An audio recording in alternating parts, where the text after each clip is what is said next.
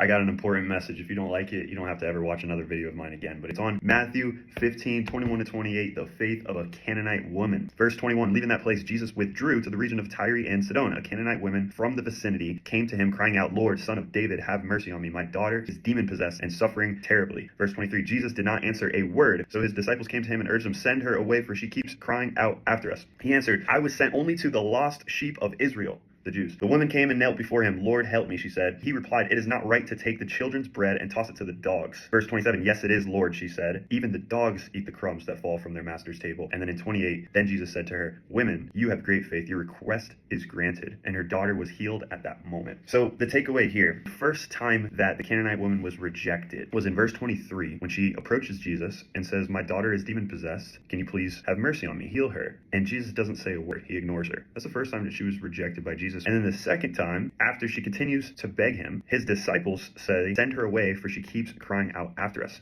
So she's getting publicly humiliated the second time. She's urging Jesus to heal her daughter who's demon possessed. And then the disciples are like, the grace is not available for the Canaanite Gentile. Like, this is only reserved for Jews. And then the third time, Jesus responds after she continues begging and says, I was sent only to help the lost sheep of Israel. My power is not available for you. And then she continues trying. And then the fourth time, Jesus calls her a dog.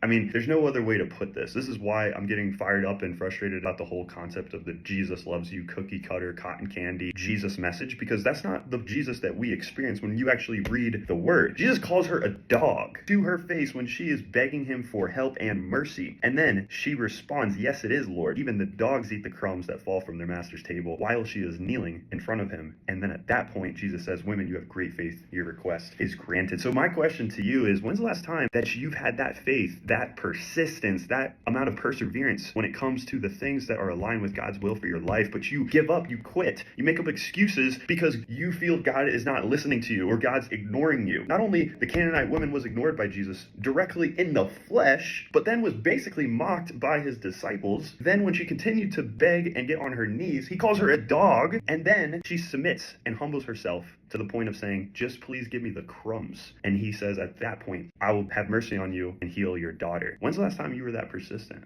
When's the last time you had that humility? How do we know that Jesus wasn't actually challenging her because maybe she had a pride issue or whatever reason that he thought that she needed to be refined and challenged in that way? And lastly, she had so much faith that she corrected Jesus, if you caught that. In verse 26, it says, it is not right to take the children's bread and toss it to the dogs. And then in verse 27, she says, yes, it is, Lord. Even the dogs eat the crumbs that fall from their master. She had so much faith that she corrected Jesus. Hold on to that word as far as persevering when it comes to the call that you know God has on your life, but you're facing obstacles or resistance towards.